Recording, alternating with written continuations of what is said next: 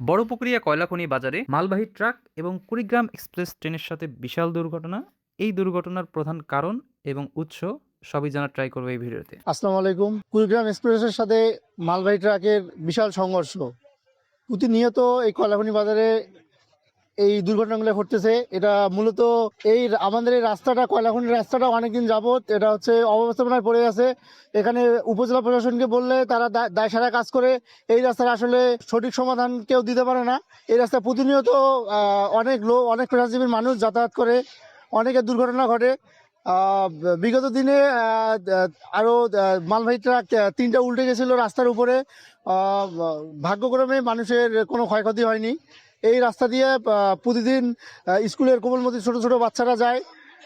উপজেলা প্রশাসন এটার কোনো দীর্ঘস্থায়ী কোনো ব্যবস্থা নেয় না। এটা সম্পূর্ণ দায় সারানো কাজ করে। আমরা হচ্ছে উপজেলা প্রশাসনের কাছে গেছিলাম।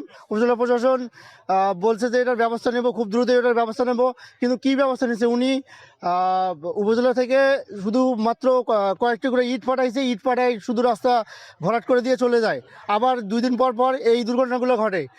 এই দায় আসলে কার? প্রথম এবং প্রধান কারণ হিসেবে ধরা হচ্ছে রাস্তার অব্যবস্থাপনা। রাস্তার যে দুরবস্থা ও বেহাল দশা, এর কারণে সাধারণত ট্রাক বা মালবাহী যানগুলো ঠিকমতো যাতায়াত করতে পারে না, যার কারণে রাস্তার মাঝখানে গিয়ে হয়তোবা কোনো ট্রাক উল্টে যায়, অথবা কোনো ট্রাক এই রেল গেটের সামনে আটকা পড়ে যায়।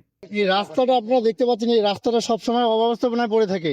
এই রাস্তায় কাজ করানো হয়, উপজেলা থেকে কাজ করানো হয় শুধুমাত্র দায় সারানোর জন্য। এই রাস্তায় সঠিক কোনো কাজ করানো হয় না। এই রাস্তায় আমরা দীর্ঘমেয়াদী কাজ করার জন্য আমরা গেছি, ছাত্রদের পক্ষ থেকে আমরা গেছিলাম, কিন্তু কোনো সুহারা আমরা পাই নাই। এই রাস্তা আসলে কবে ভালো হবে? এটা নিশ্চয়তা কি? এইটা কি মানুষ কি মারা গেলে, প্রতিনিয়ত মানুষ কি মারা গেলে এই রাস্তা ভালো হবে? না, এই রাস্তা ভালোই হবে না। এই রাস্তার আসলে আমরা সঠিক সমাধান চাই। এই রাস্তা যদি ভালো না করা হয়, তাহলে আমরা আমাদের দরিদ্র সহায়তা ফাউন্ডেশন এবং কয়লাখনি এলাকাবাসীর পক্ষ থেকে এই রাস্তা আমরা অবরোধ এবং বন্ধ করে দেওয়ার ব্যবস্থা গ্রহণ করব। উপজেলা প্রশাসনের দৃষ্টি আকর্ষণ করতেছি, অতি দ্রুত সম্ভব এই রাস্তা আমাদের ভালো করে দেন। এই রাস্তা দিয়ে প্রতিনিয়ত বিভিন্ন পেশার মানুষ এবং স্কুলের ছোট ছোট বাচ্চারা এখানে যায়।